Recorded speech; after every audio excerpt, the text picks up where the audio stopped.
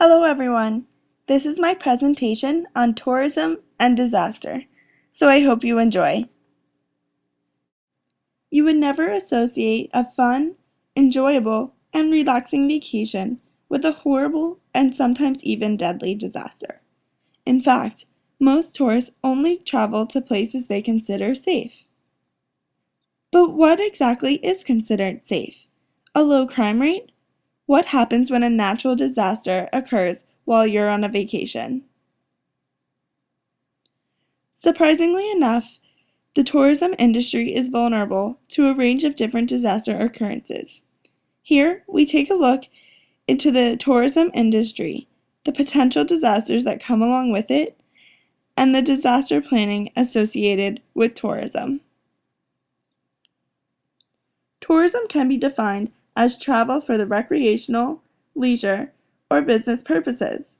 In some countries, tourism is vital because of its direct effect on the social, cultural, educational, and economic sectors of their national society. A few examples of disasters that could potentially affect tourism in certain areas include hurricanes,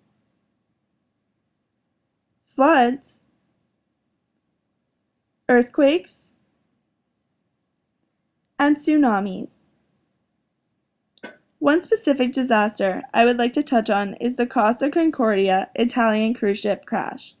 On January 13, 2012, the Costa Concordia, carrying 4,252 people, hit a reef during an unofficial salute to the local islanders in Isola del Giglio, Tuscany, Italy, leaving 32 passengers dead. This was truly a disaster. Many factors contributed to this crash. For example, Captain Schettino steered the ship off route, claiming that he was familiar with the local seabed. Second, no passenger lifeboat evacuation drill was performed for about 600 of the passengers who had just embarked on the ship. Surprisingly, the crash was not reported to port authorities until about an hour after the impact. If this crash had been reported immediately, lifeboats could have been deployed and all passengers aboard the ship could have been evacuated in a safe and efficient manner. Passengers evacuated the ship by lifeboat, helicopter rescue, while some even swam to the shore.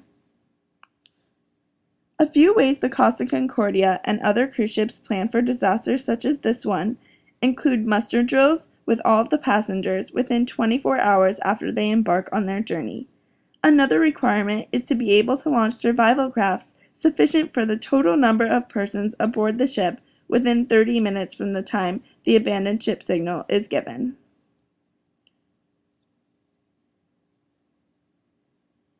And lastly, to require all crew members to complete basic safety training and to perform ship evacuation drills every 2 weeks. If these disaster plans were completed, I believe the evacuation of the Costa Concordia could have ran smoothly, and the 32 people who died in this horrible shipwreck would still be here today. This concludes my presentation on tourism and disaster. I hope you enjoyed. Please feel free to comment below if you have any questions or concerns. Thank you, and have a great day.